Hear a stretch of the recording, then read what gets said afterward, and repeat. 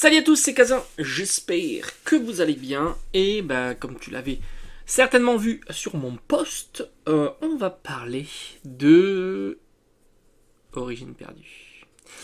Alors, Origine perdue, il y a pas mal de choses à dire en ce moment, et comme on a l'habitude de faire maintenant, depuis quelques jours, peut-être même quelques semaines, on va parler un petit peu du scellé, et puis on va faire une petite analyse en mélangeant un petit peu statistiques, prix des cartes, et on verra un petit peu si l'espérance est sympathique sur cette série-là, et on la comparera avec d'autres séries que l'on a déjà traitées ultérieurement. Alors évidemment, les prix peuvent bouger, hein, ça c'est des choses qu'on constate.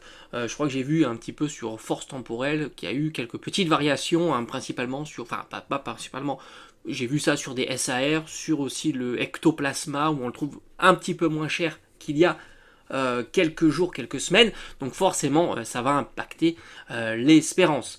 D'ailleurs, c'est pour ça que je te dis, quand on fait une analyse, on va dire statistique, alors déjà, quand tu ouvres peu de boosters, c'est compliqué d'aller, de tendre vers cette analyse-là. Il faudrait ouvrir au bas mot au moins 1000 boosters, donc c'est quand même colossal. Et puis, il y a toujours une question de variation. Les cartes en ce moment sont peu recherché, hein, ça on le traite depuis très très longtemps, d'ailleurs tu le vois assez bien puisque tu fais de meilleures affaires si tu es patient et si tu achètes plutôt en enchère, ça monte moins haut qu'en achat immédiat, et c'est vrai qu'un plus ou moins 20% est quelque chose de plutôt crédible. Alors, Origine perdue, sortie en septembre 2022, donc elle s'approche petit à petit des 2 ans. J'avais dit que Origine perdue c'était une série assez intéressante parce qu'elle sortait un petit peu du lot, parce qu'elle proposait deux alternatives, on va dire très chères. Deux alternatives très populaires et très recherchées, le Ptera et le Giratina, ce que tu ne retrouvais pas dans les 3 autres séries de Star Étincelante jusqu'à Tempête Argentée.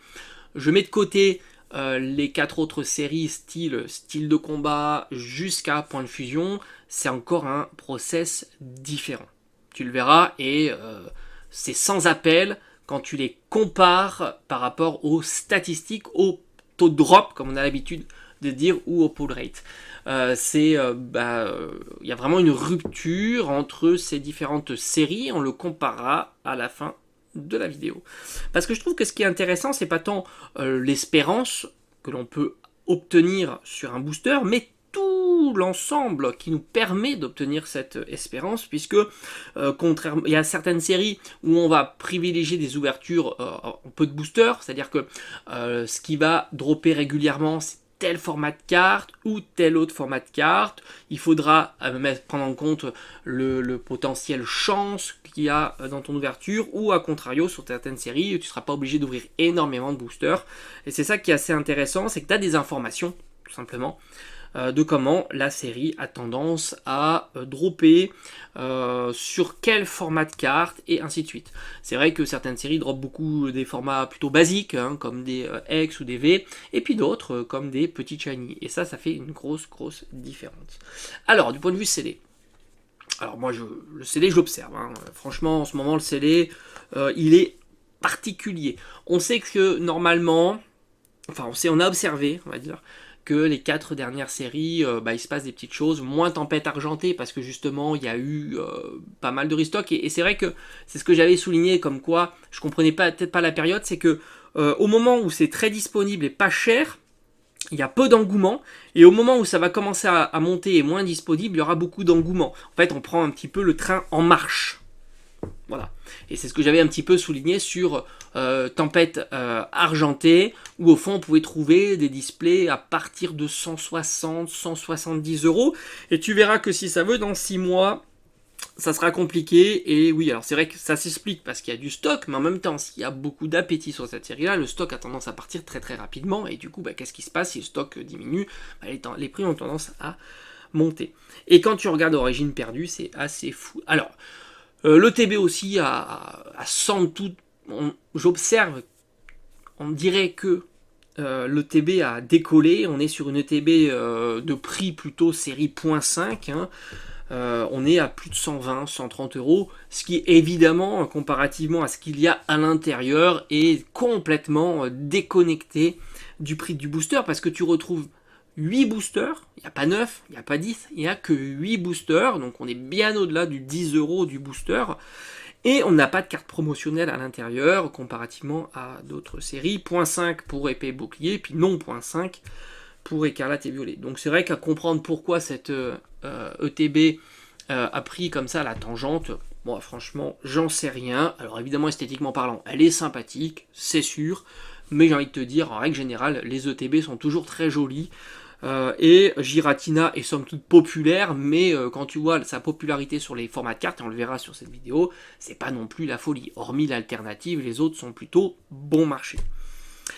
Et je pense pas, maintenant c'est vrai que je le sais, j'ai pas l'information, mais je pense pas que c'est une ETB excessivement rare, puisque elle se situe après 2021, donc après la hype, donc raisonnablement stockée certainement. Voilà, donc à voir comment elle va évoluer, est-ce que c'est un phénomène temporaire, est-ce que c'est un prix qui va faire palier, support. Là, on le verra dans les mois à venir, évidemment.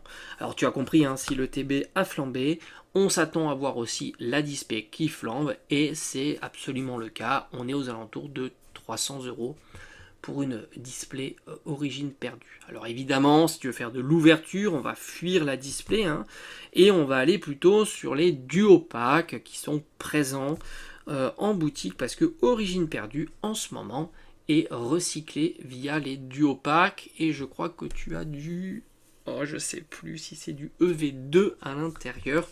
Alors moi j'estime que 12 euros, je crois, je l'ai vu au moins cher, c'est pas un bon tarif. On a vu par le passé que ces duo packs pouvaient diminuer aux alentours de 10 euros, et là ça sera plutôt intéressant. Rappelle-toi le duo pack, je crois que c'est pomme ou pomme marmotte, avec du Star étincelant à l'intérieur. Alors évidemment on a du Star étincelant qui est une bonne série, mais on a du EV1 qui est un petit peu moins intéressant, je trouve, que EV2. Moi je t'avoue que si je trouve des petits duo packs à 10 euros, je pense que je serais plutôt tenté. Voilà.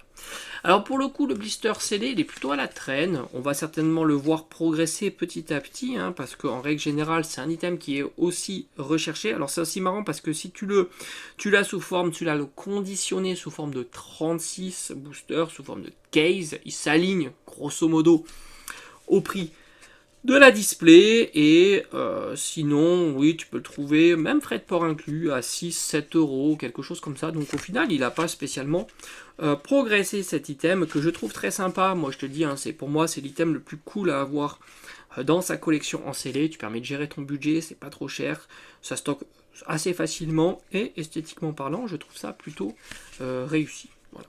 Même si je préférais ceux avec le plastique rigide, mais ceux avec le carton est plutôt aussi sympathique, il n'y a pas de souci. Qu'est-ce qu'on a dit? Est-ce qu'on a tout dit sur le CD? Je pense que c'est plutôt pas mal. Oui, encore une fois, de quota, moi je ne crois pas spécialement au quota. D'ailleurs, pour tourner cette vidéo-là, j'ai regardé quelques ouvertures de displays origine perdue, et j'ai vu des displays avec absolument aucune secrète, vraiment catastrophique, quoi. Voilà. Donc voilà, ce qui explique que les quotas, alors tu me diras elle est buggée ou pas buggée, moi j'aime bien ce terme, en fédéral c'est elle est pas chanceuse, elle est chanceuse, bon après c'est une question de point de vue. Mais je ne crois absolument pas aux quotas, et d'ailleurs même sur la display 7 de base, dont il donne une information sur la display, il n'y a pas de quota non plus, il te donne une variable statistique qui est de environ, voilà, ce qui peut expliquer aussi, alors je suppose qu'il contrôle assez bien quand même, mais pour les holographiques, c'est ce qui explique de temps en temps la petite variation qu'il peut y avoir, 11, 12, ou peut-être même un peu plus, 13 ou 14, parce que tout simplement c'est une statistique aléatoire sur tout leur échantillon de cartes. D'ailleurs ils mettent par rapport au nombre de cartes et non pas au nombre de boosters. Alors évidemment, si tu fais la petite équation, la petite règle de 3, tu obtiens 12 sur 36, mais il n'empêche que c'est environ 33 pour être tranquille, évidemment. Voilà, je crois qu'on a parlé du scellé. Bon, bah, c'est un scellé. C'est la période du scellé. C'est la période fast du scellé. Voilà, c'est comme ça. Hein. Les cartes, c'est pas top. Le scellé a l'air plus dynamique. Maintenant, est-ce que une TB ou une display part facilement à ces prix-là? Alors franchement, moi, j'en sais rien. je suis pas consommateur. Comparativement aux cartes où je suis consommateur de cartes, donc j'ai une expertise un peu plus poussée, sans compter que je fais les vides-greniers, etc., les conventions, les vides-greniers. Autant le scellé, je suis absolument pas consommateur de scellé. Moi, je suis consommateur de scellé quand ça sort, et non pas après. C'est-à-dire que c'est exactement ce que je t'ai expliqué dans ma vidéo avec Origine perdue. Ça veut dire que pour moi, si le scellé m'intéresse, je vais l'acheter quand il est au plus bas. Et pas parce qu'il est en train de monter. Voilà. Donc forcément, là, le TB est en train de monter, Origine perdue, son prix, est-ce qu'il part vite, etc. Moi, j'en sais rien. J'ai l'impression qu'il y a de la demande, dans tous les cas. Voilà. Et je fais ça pour tout un tas d'items. Je ne crois pas avoir acheté, dans ma mémoire, des items plus chers que leur prix retail. Il faudrait que je réfléchisse, peut-être que je dis une bêtise, mais oui, j'avais même regretté Eclipse Cosmique en vide-grenier, c'était l'été dernier. Et je crois que c'était genre 25 euros, je crois que c'était le booster individuel scellé sous blister. Alors je sais plus quel était l'artwork, pardon. Voilà, ça je m'en souviens, bon, c'est comme ça. Mais sinon, ouais, en règle générale, moi je prends le train quand il est à l'arrêt.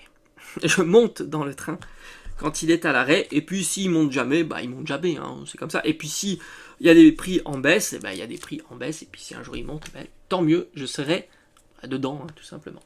Alors, plus intéressant, les stats de tout ça. Alors, je t'avoue que j'ai mis dans mon fichier toutes les raretés, mais vraiment toutes. Premièrement, les radieux. Alors les radieux, tu verras, je peux te le mettre, mais dans le calcul, je ne le compte pas parce qu'elles sont à 0. Voilà, l'espérance est à 0. Alors c'est marrant parce que les radieux, elles tombent assez souvent. C'est 5%, c'est pas mal, 5%. Tu as 3 radieux dans la série. Tu as un magnifique garde-voir. Shiny, magnifique. Moi, tu vois, ça, c'est des cartes... c'est des cartes que tu trouves à 50 centimes, 1 euro, très facilement, en convention, en vide-grenier ou tout un tas d'endroits. Ça part, hein, c'est pas des cartes, mais ça part quand t'as pas de frais de port.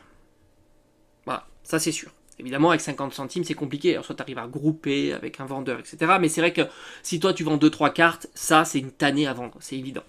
Mais sinon, en vide-grenier, ça part, évidemment, parce que c'est une ultra, et à 50 centimes, 1 euro, ça part assez facilement. Pour ton ouverture, là, ça pèsera pas, évidemment. Après, tu retrouves 2 autres, Farfurex et Stylix. Là, c'est pareil, c'est des cartes à 50 centimes. C'est assez fou, parce que ça reste de très jolies cartes. Mais c'est pas demandé. Et ça, c'est quelque chose on en a vraiment l'expérience, puisque à chaque fois, on le voit, hein, dès qu'il y a du... Alors, pas à ces tarifs-là, parce que là c'est vraiment très très bas. Mais les Amazing, c'est pas non plus la rareté de fou. Les Prismes, c'est pas non plus la rareté de fou. Donc à chaque fois qu'ils nous mettent une petite rareté comme ça intermédiaire, qui tombe quand même assez régulièrement, ça marche pas spécialement bien. Voilà, ça marche pas spécialement bien, surtout au début. Après, ça peut monter un petit peu. Hein. Donc, c'est-à-dire que c'est des cartes que tu peux acheter à 50 centimes, 1 euro. Et si ça veut, dans quelques années, quand la série sera plus là depuis un petit moment, hein, tu les retrouveras plutôt à 1, 2, 3, 4 euros, 5 euros. C'est pas impossible. C'est-à-dire qu'il y a une petite marge de progression notable sur cette carte-là. Et puis, en règle générale, je vais te dire... les V encore c'est particulier. D'ailleurs les V c'est pareil, on va en parler. Ça n'apporte rien dans ton espérance mathématique, on n'est même pas à 10 centimes, tu vois. Donc je pourrais dire c'est rien.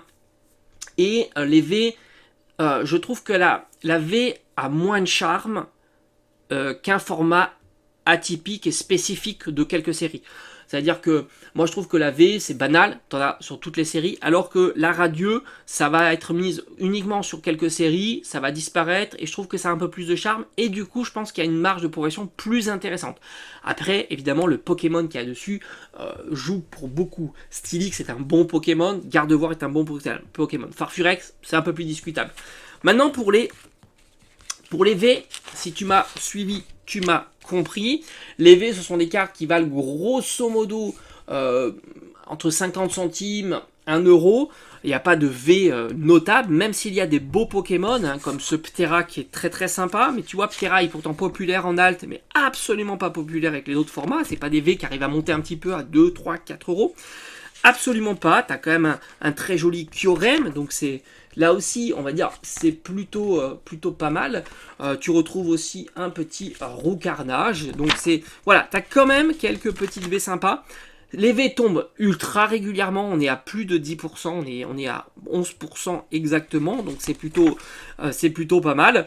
Il y a aussi cette Giratina qui est très sympa, mais là c'est pareil, c'est des cartes que tu trouves en vide-grenier, 1, 2 euros, et ça part, mais pas non plus très très rapidement, mais vide-grenier ou convention, tu as des clients très larges, on va dire, avec des budgets différents. C'est ça qui est assez intéressant pour ces cartes-là. Mais encore une fois, les frais de port cassent complètement la dynamique de ce genre de cartes. En convention, en vide-grenier, ça part. Parce que, y a, comme je te dis, un public très large. Tu peux avoir aussi des parents avec des enfants, donc qui sont très friands de ce genre de cartes pour pas cher. Et ça reste une ultra quand même. Et ça tombe pas si facilement que ça. Hein, 11%. Il faut ouvrir quand même pas mal de boosters, sans compter si tu vas cibler le Giratina ou des Pokémon populaires. Donc ça, c'est clair. Maintenant, sur Internet, évidemment, c'est plus compliqué. Maintenant, j'ai intégré, évidemment, des cartes qui comptent un petit peu plus. Ce sont les VMAX, les V-Star. Voilà, VMAX, V-Star. Tu as une VMAX, qui est le Kyurem. Alors, pourquoi ils ont mis une VMAX? Franchement, ils auraient pu ne pas la mettre. Qui est très jolie, mais qui coûte absolument rien. Voilà, il est ici, Kyurem. C'est une carte qui vaut dans les 2 euros. Hein. Donc c'est vraiment pas beaucoup. Le pourcentage d'une VMAX et d'une V-Star, j'ai mis les deux ensemble, c'est 4%. Donc tu t'imagines, on a eu 4% pour VMAX V-Star, on avait eu 5% pour Radieux, on avait 11%, ça fait déjà 20%. 20% de taux de drop juste pour ces raretés-là. Et tu vas voir, on va rajouter tout le reste. C'est colossal. Et en fait, le taux de drop est très très bon. D'ailleurs, on le voit sur les ouvertures de display. Autant t'as pas une SAR, enfin, t'as pas une alternative ou une secrète assurée, autant tu vas dropper énormément de cartes et principalement des TG. Évidemment, bord jaune aussi. Après, les V-Stars, tu retrouves les V-Stars populaires hein, quand même, parce que tu as du Ptera, tu as du Giratina. Alors Giratina se dénote un petit peu, j'ai l'impression. C'est une carte qui grosso modo va entre 5 et 10 euros. Voilà, elle est ici. Ça me fait penser un petit peu au Lugia de la série Tempête Argentée, où la V-Star, alors la V avait monté aussi, là il n'y a que la V-Star, était un petit peu plus populaire. Donc globalement, j'ai envie de te dire, il y a une carte qui se détache des autres, c'est la Giratina. Il y a d'autres cartes qui tournent aux alentours de 2 euros hein, pour ce genre de format. Et là aussi, compliqué à vendre évidemment sur internet puisque tu as les frais de port. C'est toujours pareil, hein. Si tu as 200 cartes à vendre, je pense que tu t'en tires sans difficulté. Ça veut dire que y a des sites qui te permettent de voir un petit peu, enfin, ça se gère plus facilement. Quand il y a les problèmes des frais de port, vendre une carte à 2 euros, sachant que tu as certainement 2 euros, 2,50 € de frais de port à ajouter, c'est compliqué. Et du coup, là, tu as une espérance de 10 centimes. Et tu vois, là, encore une fois, on pourrait ne pas le compter, on pourrait le négliger dans le calcul total de l'espérance, que 10 centimes, c'est vrai que ça pèse pas lourd. Pour l'instant, ça pèse pas lourd hein, de tout ce qu'on a calculé. Maintenant, on va continuer, parce que le but, c'est de voir la série dans son entièreté. Il y a aussi une rareté qu'on aurait pu ne pas compter, parce qu'elle va peser péniblement, je dis bien péniblement, à 10 centimes. 10 centimes, ce sont les FA dresseurs.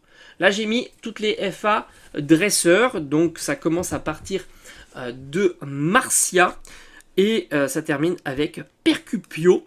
Donc il y en a pas mal parce qu'il y en a 8. Le taux de drop est tout petit, on est à 1,4%. Donc ça drop pas si facilement que ça. Hein. C'est un taux de drop et tu verras qui est somme toute assez similaire aux FA classiques. Les FA, il y en a un petit peu plus qui explique que du coup, tu as un peu plus de chances d'avoir des FA classiques que des FA dresseurs. Et là aussi, il n'y a pas de carte dresseur qui se dénote des autres. Globalement, tu es entre 4 et 7 euros. Donc c'est vraiment pas très très lourd.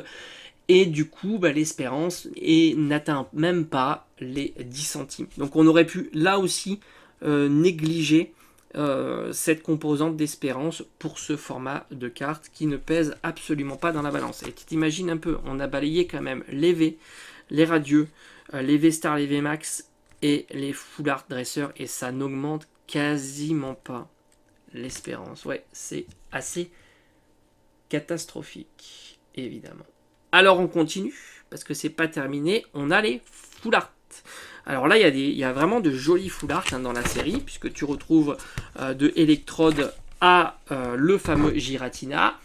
Giratina est la full art la plus chère, la plus recherchée de la série, mais là aussi, ça marche pas. Et d'ailleurs, c'est ce que je t'avais souvent dit, hein, quand j'avais comparé 151 avec les autres séries qui proposaient aussi de jolis full art, voire même, franchement, Giratina, je le trouve bien plus beau que les trois quarts des full art de la série 151. Pourtant, ça, c'est une carte qui vaut même pas 15 euros. Même pas, tu peux la trouver pour 12-13 euros, franchement. 12-13 euros. Le taux d'une full art, on est à 2% pour une full art random. Et si je devais comparer ce qui a été donné pour les full art de 151, on est à 6%. 3 fois plus. Ça tombe 3 fois plus souvent. Imagine-toi. Donc tu as des full art qui tombent 3 fois plus souvent et qui sont 3 fois plus chers. Voilà. Donc quand on te dit le taux de drop, la rareté fait le prix, non. C'est vraiment la demande. Giratina 1 est un Pokémon populaire, 2 qui tombe difficilement. Si tu veux un Giratina donné, c'est 0,15%, hein, c'est l'équivalent d'une stat d'une alternative. Et c'est une carte qui vaut 12-15 euros.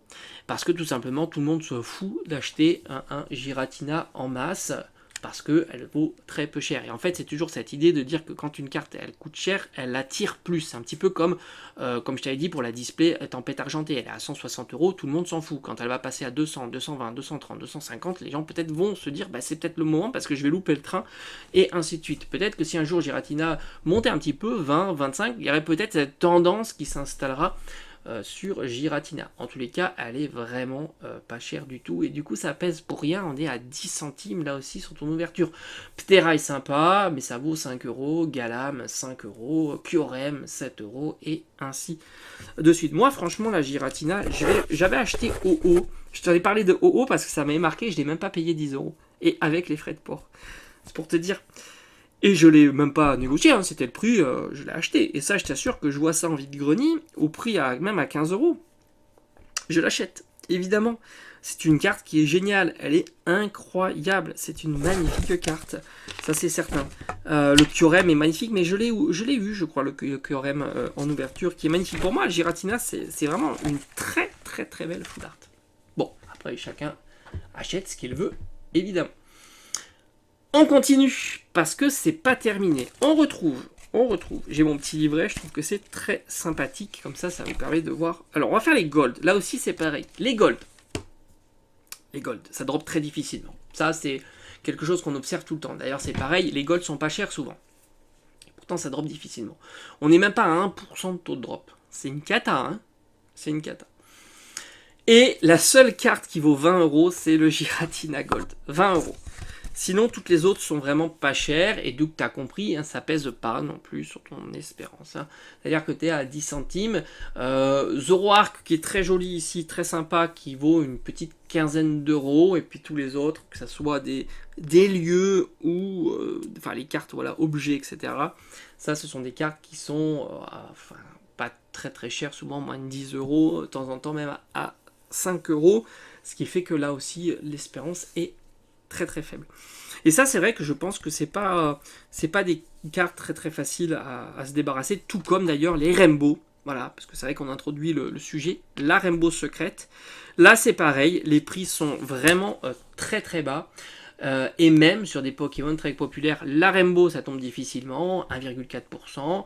0,1% pour une Rainbow ciblée, c'est encore pire. On est à péniblement à 17 centimes sur l'espérance. Rainbow notable, ça va être encore une fois le Giratina, mais qui vaut pas plus de 25 euros. Pourtant, la carte est plutôt sympa et tombe difficilement. Les cartes dresseurs fonctionnent très peu. Un Percupio à moins de 10 euros. Grosso modo, hein, toutes les cartes dresseurs sont à moins de 10 euros. Et le Ptera, lui, on va dire, il approche les 20 euros. D'ailleurs, le Ptera, il est ici, très sympa, l'illustration, franchement, c'est des jolis... Enfin, après, il faut aimer les formats Rainbow. Moi, je préfère les Gold au Rainbow, donc j'irai pas acheter des Rainbow. Je fais des choix, évidemment, dans ma collection. Mais je sais que si je enlève, moi, mes goûts, et je vois plutôt les goûts des gens, les Rainbow sont plus populaires que les Gold. C'est pour ça, d'ailleurs, qu'elles sont à Pokémon équivalent, un petit peu plus chères. Voilà. Moi, c'est pas mon goût, mais c'est ce que j'observe. Alors maintenant, on va aller... Alors tu l'as compris, on a vu toutes ces raretés-là qui n'apportent quasiment rien à ton espérance. On aurait pu les mettre à 0. Ça apporte rien. Même mis bout à bout comme ça, on doit être même pas à 50 centimes. C'est même pas 50 centimes. Maintenant, on va arriver sur des formats qui commencent à impacter ton espérance. Alors, commence, hein, j'ai dit, attention. On va se débarrasser, alors on est sur tout ce qui est TG alternatif. Les 2 cartes Gold, ça impacte peu, tu me diras, elles sont à 10 centimes d'espérance, mais elles sont que 2. Donc, voilà. Pikachu est aux alentours d'une quinzaine d'euros, le Mew est aux alentours d'une dizaine d'euros, ça drop très peu, on est à moins de 1% pour ces deux-là, mais du coup, vu qu'elles sont 2, au final, elles drop à peu près à 0,5%, ce qui est pas si mal au final, parce qu'elles sont que 2. Si tu veux une ciblée, bon, voilà, ça drop raisonnablement. On va attaquer les TG. Les TG, mais attention, bord jaune. Alors là, évidemment, il y a de la TG notable et de la TG à potentiel. Notable, on retrouve le Dracofeu, le Pikachu, qui sont déjà à 7-8 euros. Bon, c'est pas la folie, mais c'est déjà quelque chose. C'est pour ça que je t'avais dit que, rappelle-toi, la notoriété du Pokémon, non pas le format, non pas si ça drop souvent. Les TG, ça drop à 8%, c'est énorme. Tu as une TG en particulier qui est grosso modo à 0,8, qui est pas si mal. Mais si tu vois le facteur, tu as un Dracofeu à 8 euros, tu as une carte TG, on va dire, classique à 1 euro à 2 euros. Donc tu as un facteur, on va dire, grosso modo, 4, 5, peut-être même un petit peu plus, ça dépend les TG, sur un Pokémon peu populaire, comparativement à un Pokémon populaire, et tu retrouves évidemment la même chose avec Pikachu. Après, tu as des Pokémon à potentiel, Ectoplasma qui est déjà un petit peu à 4 euros. Et puis tu as Ronflex qui devrait monter petit à petit à 4-5 euros aussi. Là, qui est plutôt à 3 euros. Sinon, tout le reste, c'est plutôt 1 à 2 euros. Et du coup, on arrive à avoir presque 25 centimes d'espérance. Alléluia. Quelque chose qui sort un petit peu des pénibles 10 centimes qu'on a pu observer quasiment sur l'intégralité et même sur les Rainbow. Après, les TG alternatives. Alors ça, j'ai toujours dit, les TG alternatives, elles sont plutôt bon marché. Pourtant, elles sont très belles. Moi, je les adore, ces formats de cartes, mais c'est vrai qu'elles sont souvent très bon marché et ça se voit là aussi. 3%, ça drop hein, quand même. Une ciblée, ça drop pas trop. On est à 0,2. Mais 3% sur une non ciblée, donc c'est pas mal. C'est pour ça que tu t'aperçois que si tu ouvres 36 boosters, tu vas en avoir des TG alternatives. Je dis bien TG alternatives.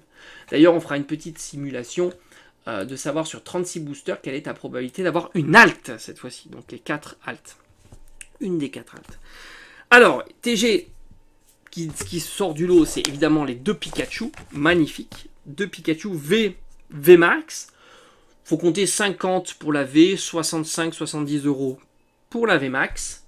Sinon, les autres sont toutes ultra bon marché. Il y en a peu qui dépassent les 10 euros. Et c'est encore pire avec les TG dresseurs hein, qui valent pas plus de 5 à 10 euros. Voilà, grosso modo, c'est ça.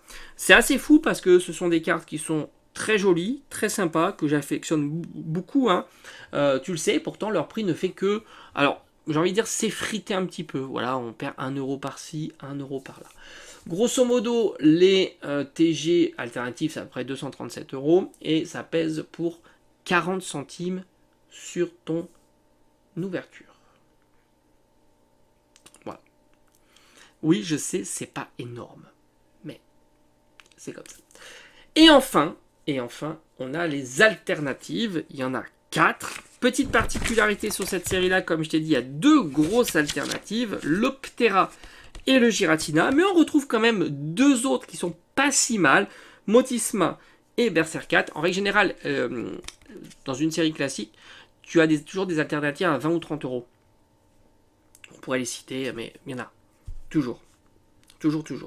Là, il n'y en a pas. C'est-à-dire que tu n'as pas d'alternatives pas chères, vraiment des vraies alternatives. Tu n'en as pas des pas chères, et tu en as 2 des très chères. Ce ce qui fait une petite particularité. Et du coup, l'espérance a bien progressé. Bon, c'est 0,5% une alternative random, c'est 1 sur 200, c'est très très très très bas, évidemment. Et au final, tu as le Ptera qui tourne aux alentours de 200-220 euros, le Giratina autour de 300-350 euros, et les deux autres autour de 50-60 euros. Ce qui fait du coup un total d'alternatives à plus de 600 euros, pratiquement 700 euros, c'est assez cher, et du coup tu as une espérance à plus de 80 centimes. Tu me diras, c'est pas ouf. Oui, c'est pas ouf, c'est vrai, c'est vrai. C'est pas ouf. Mais t'as de belles cartes. T'as des belles cartes. Donc au final, le petit Giratina, alors bon, au final, bon, c'est pas une série ouf, hein, évidemment, puisque tu as une espérance totale à 2,30 € en ayant mis toutes les petites, tu sais, les 10 centimes par-ci, les 10 centimes par-là. Évidemment, 2,30 € c'est pas énorme. Surtout que qu'est-ce que tu vas faire tomber le plus souvent dans ton ouverture? Ça va être de la V, de la V-Star, de la V-Max, de la Radieux et de la TG bord jaune. Et un petit peu de TG alternative.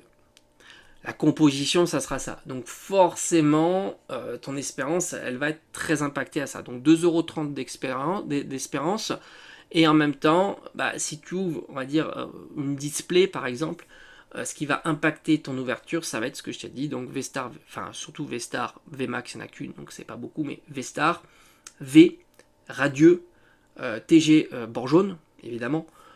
Et après, bon, si tu as, on va dire, de la chance, entre guillemets, parce que j'estime qu'une Rainbow, c'est pas de la chance, parce que tu as vu, la Rainbow, il n'y a rien d'extraordinaire. De la Gold, c'est pareil, il n'y a rien non plus. Donc au final, il faudra te centraliser un maximum sur rien en fait, voilà, sur rien. Donc au final, bon, j'ai mis une display à 300 €, ce qui est assez fou, mais c'est le prix du moment, un peu plus de 8 € du booster, donc forcément on a une perte à plus de 70%.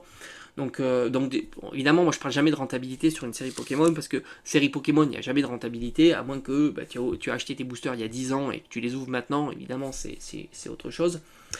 Mais ce qui est assez fou, c'est que du coup, tu as un taux de drop qui est plutôt bon hein, sur cette série-là. On est pratiquement à 40%. Donc rappelle-toi, hein, c'est une valeur statistique. Hein, mais on est quand même sur 8000 boosters, c'est pas rien. Mais bon, il faut toujours mettre plus ou moins 10-20%. Hein, comme ça, on est tranquille sur l'erreur statistique. Mais on est sur un taux à 40%. Hein, c'est énorme. C'est énorme, évidemment. Hein. C'est énorme. Mais encore une fois, tu vas te focaliser pas sur les cartes qui valent pas grand chose, c'est-à-dire que les V, les Radieux, même les TG, bord jaune, c'est pas ce qui va te faire plaisir et c'est pourtant c'est ce qui va être la composition de ton ouverture si tu ouvres une display. Voilà, et maintenant petite simulation, évidemment je te l'avais parlé, si tu ouvres 36 boosters, une chance sur 200, c'est à peu près la probabilité d'avoir une alt, et tu es à 15% pour avoir une alt dans ta display. Alors j'ai envie de dire 15%, c'est pas mal. C'est pas mal 15%.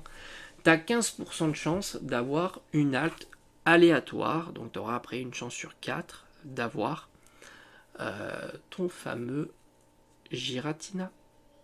Voilà. Évidemment. Et bon, tu espères, tu as une chance sur 2 d'avoir Giratina ou Ptera. Donc ça, c'est plutôt sympa. Donc au final, voilà. Série, j'ai envie de dire, classique, qui dénote pas. 2,30 c'est faible, oui. Mais rappelle-toi, point de fusion à 1,90, parce que le taux est tellement horrible sur point de fusion. Rappelle-toi aussi Flamme Obsidiane à 1,7, mais bon, Flamme Obsidiane, on peut trouver des boosters pour moins cher. Et Faille Paradox à 2,7, donc au final, bon, on est dans les clous. Paldea étant plus haut, évidemment, à cause des petites shiny dont le prix n'est pas négligeable et dont le pourcentage de drop est plutôt très avantageux. Voilà, donc une série qui s'inscrit très très bien au final dans tout ça. Allez, c'est déjà trop long, je te dis à bientôt.